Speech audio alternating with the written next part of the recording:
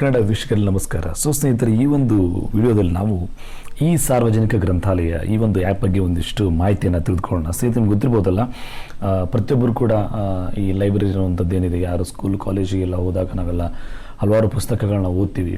Okay, academics ಪುಸ್ತಕಗಳನ್ನ ಓದ್ತೀವಿ. ಅದಾದ ನಂತರ ಮತ್ತೆ ಏನಾಗುತ್ತೆ, ನೀವು ಬೆಳೀತಾ ಹೋದಾಗೆಲ್ಲ ಓದುವ ಒಂದು ಮನಸ್ಥಿತಿ ಸ್ವಲ್ಪ ಕಡಿಮೆ ಆಗುತ್ತೆ ಅಂತ ಹೇಳ್ಬೋದು. ಬಿಕಾಸ್ ಸಮಯದ ಅಭಾವದಿಂದನೋ ಅಥವಾ ಇನ್ಯಾವುದೋ ಕಾರಣದಿಂದನೋ. ಬಟ್ ಅಷ್ಟಾಗಿ ಕೂಡ ಸುಮಾರು ಜನ ಓದ್ತಾ ಇರ್ಬೋದು. ಓಕೆ, ಹೀಗೆ ಸ್ಟೂಡೆಂಟ್ಸ್ ಆಗಿರ್ಬೋದು, ಮತ್ತು ಕಾಲೇಜ್ ಹೋಗ್ತಾ ವಿದ್ಯಾರ್ಥಿಗಳಾಗಿರ್ಬೋದು, ಅಥವಾ ಯಾವುದೋ ಒಂದು ಪರೀಕ್ಷೆ ತಯಾರಿ ಮಾಡ್ತಾರಾಗಿರ್ಬೋದು, ಅಥವಾ ಆಲ್ರೆಡಿ ನೀವೇನೋ ಉದ್ಯೋಗದಲ್ಲಿ ಅಥವಾ ಏನೋ ಒಂದು ನಿಮ್ಮದೇ ಒಂದು ಬಿಸ್ನೆಸ್ ಮಾಡ್ಕೊಂಡಿರ್ಬೋದು.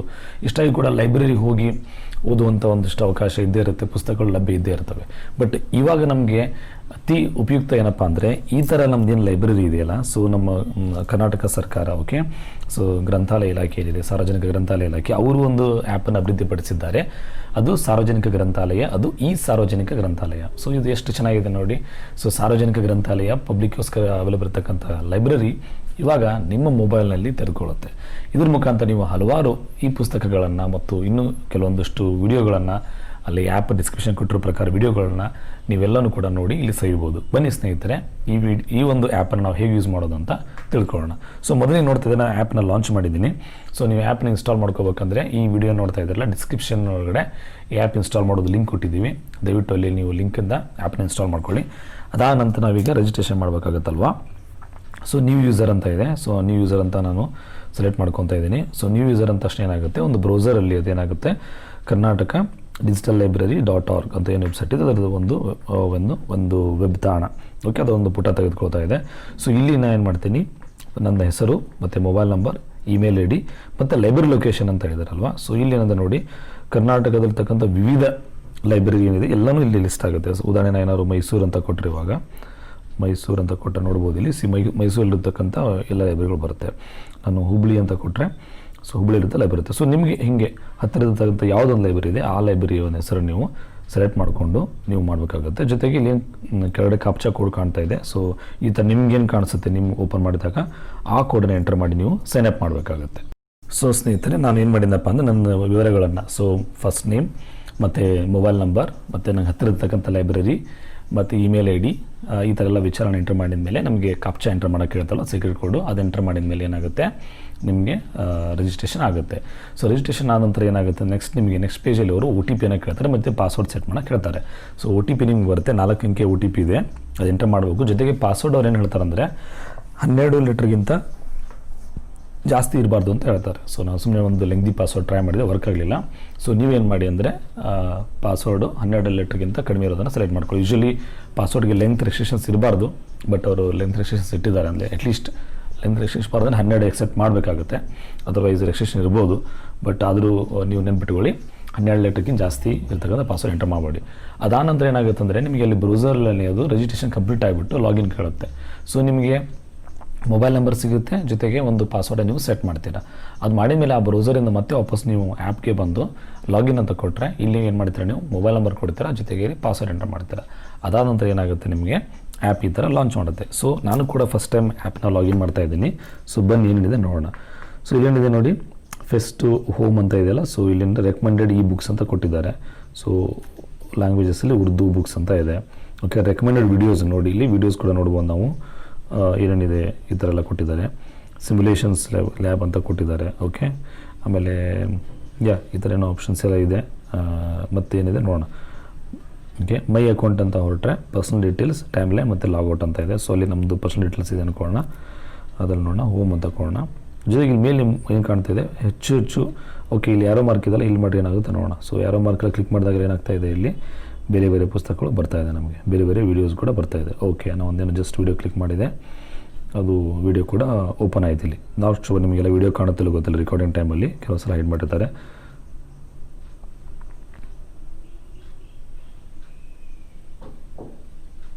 ಓಕೆ, ಒಂದಿಷ್ಟು ವೀಡಿಯೋಸ್ ಎಲ್ಲ ಇದೆ. ಬನ್ನಿ ನಾವು ಈಗ ಹೆಚ್ಚಿನ ಮಟ್ಟಿಗೆ ವಿಷಯವನ್ನು ತಿಳ್ಕೊಳ್ಳೋಣ.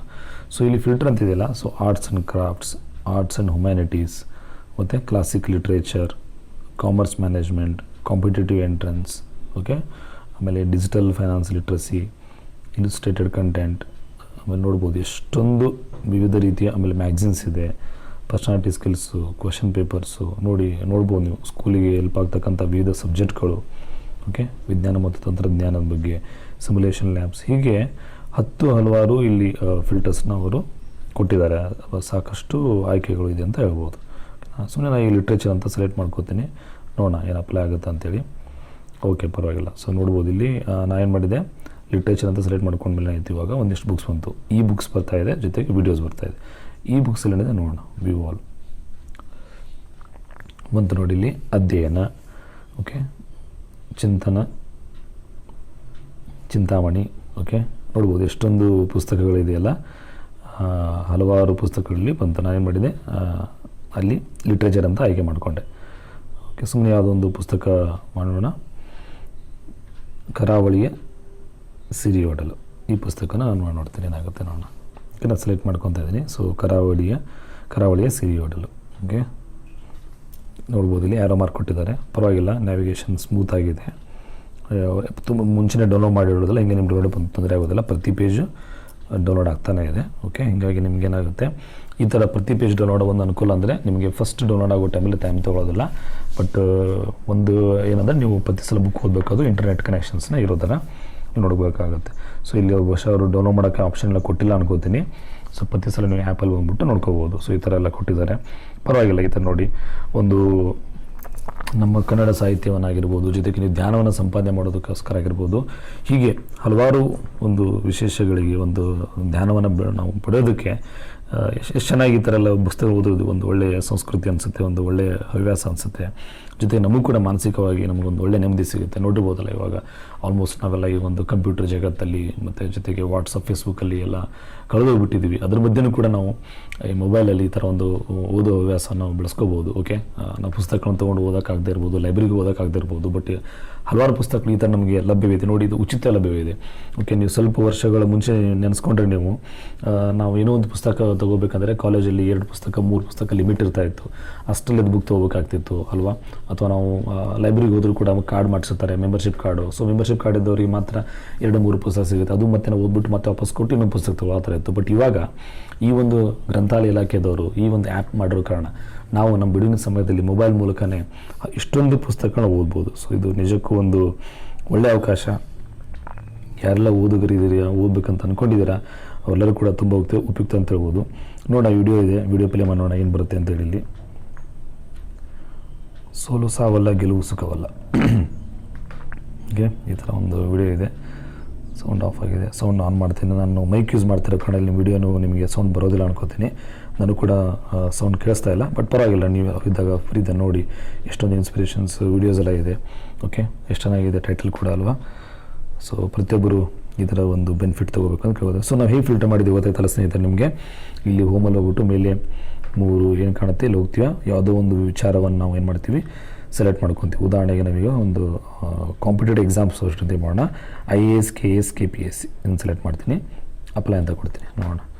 ಸೊ ನೋಡ್ಬೋದು, ಕನ್ನಡ ಕೈಪಿಡಿ, ಓಕೆ, ಸ್ಪರ್ಧಾ ಚೇತನ, ಓಕೆ, ಸಿವಿಲ್ ಸರ್ವಿಸಸ್ ಎಕ್ಸಾಮ್ಸ್, ಅಪರಾಧಶಾಸ್ತ್ರ, KS, ನೋಡಿ ಎಷ್ಟೊಂದು ಪುಸ್ತಕಗಳು ಇಲ್ಲಿ ತೆರೆದುಕೊಳ್ತಾ ಇದೆ.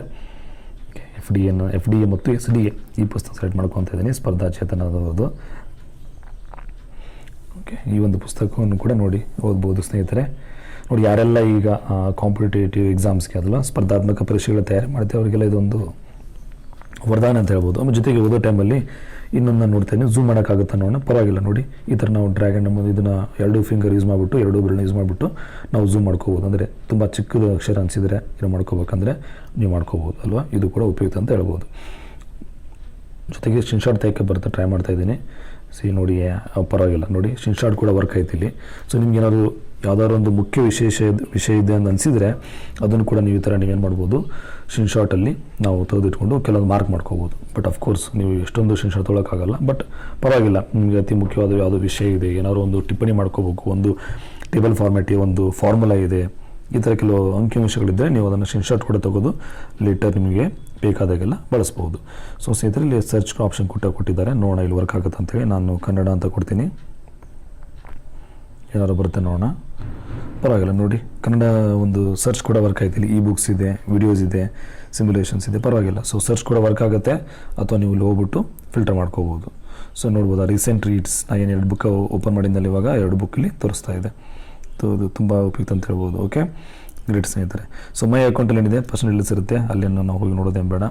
ಸೊ ಕಾಯಿನ್ಸ್ ಅಂತ ಕೊಟ್ಟಿದ್ದಾರೆ, ಅದು ಗೊತ್ತಿಲ್ಲ ಇದು ಹೆಂಗೆ ವರ್ಕ್ ಆಗುತ್ತೆ ಅಂತೇಳಿ, ಬಟ್ ಪರವಾಗಿಲ್ಲ ನೀವು ಯೂಸ್ ಮಾಡ್ಕೊಂಡು ಮಾಡ್ತಾ ಹೋದಂಗೆಲ್ಲ ಗೊತ್ತಾಗುತ್ತೆ. ಬಟ್ ನಂಗೆ ಅನಿಸಿದ ಮಟ್ಟಿಗೆ ಇದು ಒಂದು ಆ್ಯಪ್ ಕೂಡ ಲಭ್ಯ ಇರೋ ಕಾರಣ ನೀವೆಲ್ಲ ಓದೋಕ್ಕೇನು ತೊಂದರೆ ಇಲ್ಲ, ಓದ್ಬೋದು, ತಿಳ್ಕೊಬೋದು, ಜ್ಞಾನವನ್ನು ಬೆಳೆಸ್ಕೋಬೋದು ಅಂತ ಹೇಳ್ತೀನಿ. ಜೊತೆಗೆ ಚೆಕ್ ಫಾರ್ ಅಪ್ಡೇಟ್ಸ್ ಅಂತ ಇದೆ. ಸೊ ಅಪ್ಡೇಟ್ಸ್ ಕೊಟ್ಟರೆ ಮತ್ತೆ ನೀವು ಅಪ್ಡೇಟ್ ಇದ್ದರೆ ಇದಾಗುತ್ತೆ. ಓಕೆ ಸ್ನೇಹಿತರೆ, ಸೊ ಇದಿಷ್ಟು ಒಂದು ತುಂಬ ಉಪಯುಕ್ತ ಆ್ಯಪ್ ಅಂತ ಹೇಳ್ಬೋದು. ಸೊ ಯಾರೆಲ್ಲ ಕಾಲೇಜ್ ವಿದ್ಯಾರ್ಥಿಗಳಿದ್ದೀರಾ, ಶಾಲಾ ವಿದ್ಯಾರ್ಥಿಗಳಿದ್ದೀರಾ, ಕಾಂಪಿಟೇಟಿವ್ ಎಕ್ಸಾಮ್ಗೆ ಪ್ರಿಪ್ರೇಷನ್ ಮಾಡ್ಕೊತಾ ಇದ್ದೀರಾ, ಅಥವಾ ನಾನು ಸುಮ್ಮನೆ ಉದ್ಯೋಗ ಮಾಡ್ತಾಯಿದ್ದು ಇನ್ನೂ ಜಾಸ್ತಿ ಓದಬೇಕು ಅನ್ನೋರಿಗೆ, ಇನ್ನೂ ಹೆಚ್ಚು ತಿಳ್ಕೊಬೇಕು, ಅಥವಾ ನಾನು ಕತೆ ಕಾದಂಬರಿ ಓದಬೇಕು, ಮನಃಶಾಂತಿಯನ್ನು ಪಡ್ಕೋಬೋದು ನಾವು ಓದೋ ಮುಖ ಅನ್ನೋರಿಗೆ, ಎಲ್ಲರಿಗೂ ಕೂಡ ಓದೋ ಹವ್ಯಾಸಿರೋರಿಗೆ ಈ ಒಂದು ಆ್ಯಪ್ ತುಂಬ ಸಹಕಾರಿ ಅಂತ ಹೇಳ್ಬೋದು. ಸ್ನೇಹಿತರು ನೋಡ್ಬೋದು, ವಿಶೇಷವಾಗಿ ನೀವು ಗಮನಿಸಿದರೆ ಇಲ್ಲಿ ಯಾವುದೇ ರೀತಿಯ ಜಾಹೀರಾತುಗಳಿಲ್ಲ. ನೋಡ್ಬೋದು ಹಲವಾರು ಆ್ಯಪ್ಗಳು ಬರ್ತವೆ, ಬಟ್ ಅದರಲ್ಲಿ ತುಂಬ ಜಾಹೀರಾತುಗಳು ಬಂದ್ಬಿಟ್ಟು ನಿಮಗೆ ಏನೋ ಕಿರಿಕಿರಿ ಉಂಟು ಮಾಡ್ಬೋದು. ಇಲ್ಲಿ ಜಾಹೀರಾತುಗಳಿಲ್ಲ. ಸೊ ಒಂದು ವಿಶೇಷ ಆ್ಯಪು, ದಯವಿಟ್ಟು ಎಲ್ಲರೂ ಕೂಡ ಈ ಒಂದು ಆ್ಯಪ್ನ ಉಪಯೋಗಿಸ್ಕೊಂಡು ನಿಮ್ಗೆ ಅನಿಸಿದಂಥ ಪುಸ್ತಕವನ್ನು ಓದಿ. ದಯವಿಟ್ಟು ಈ ವಿಡಿಯೋದಲ್ಲಿ ನೀವು ಯಾವ ಪುಸ್ತಕನ ಓದಿದ್ದೀರಿ ಅನ್ನೋದನ್ನು ಕಮೆಂಟ್ ಮಾಡಿ ತಿಳಿಸಿ. ನನಗೂ ಕೂಡ ಒಂದು ಇಂಟ್ರೆಸ್ಟಿಂಗ್ ಅನ್ನಿಸ್ತಾ ಇದೆ. ನಾನು ಕೂಡ ಕೆಲವು ಪುಸ್ತಕಗಳನ್ನ ಓದೋಕ್ಕೆ ನಾನು ಖಂಡಿತ ಇಲ್ಲಿ ಪ್ರಯತ್ನ ಪಡ್ತೀನಿ. ನನಗೂ ಕೂಡ ಓದಬೇಕಂತ ತುಂಬ ಆಸೆ ಇದೆ. ಸೊ ಸ್ನೇಹಿತರೆ, ಈ ಒಂದು ವಿಡಿಯೋದಲ್ಲಿ ಈ ಸಾರ್ವಜನಿಕ ಗ್ರಂಥಾಲಯ ಈ ಒಂದು ಆ್ಯಪ್ ಬಗ್ಗೆ ಒಂದಿಷ್ಟು ಮಾಹಿತಿ ತಿಳಿಸ್ಕೊಟ್ಟಿದ್ದೀವಿ. ಈ ಆ್ಯಪ್ ಇಂದ ನಿಮಗೆ ಈ ವಿಡಿಯೋ ಉಪಯೋಗ ಅನಿಸಿದರೆ ದಯವಿಟ್ಟು ಈ ವಿಡಿಯೋನ ಲೈಕ್ ಮಾಡಿ ಮತ್ತು ಕಮೆಂಟ್ ಮಾಡಿ. ನೀವು ಖಂಡಿತ ಏನು ಪುಸ್ತಕ ಓದಿದ್ರೆ ಕಮೆಂಟ್ ಮಾಡಿ ತಿಳಿಸಿ. ಜೊತೆಗೆ ವಿಡಿಯೋನ ನಿಮ್ಮ ಪ್ರೀತಿ ಪಾತ್ರದ ಎಲ್ಲರ ಜೊತೆಗೆ ಶೇರ್ ಮಾಡ್ಕೊಳ್ಳೋದು ಕೇಳ್ಕೊತಾ ಇದ್ದೀವಿ. ಟೆಕ್ ಕನ್ನಡ ಚಾನಲ್ನ ಸಬ್ಸ್ಕ್ರೈಬ್ ಮಾಡಿ, ನಮಗೆ ಇನ್ನೂ ಹೆಚ್ಚು ವಿಡಿಯೋ ಮಾಡೋದಕ್ಕೆ ಪ್ರೋತ್ಸಾಹ ಮಾಡಿ ಅಂತ ಹೇಳ್ತಾ ಮತ್ತೆ ಮುಂದೆ ಒಂದು ಒಳ್ಳೆಯ ಭೇಟಿಯಾಗೋಣ. ಅಲ್ಲಿವರೆಗೂ ನಮಸ್ಕಾರ, ಶುಭ ದಿನ. Thank you.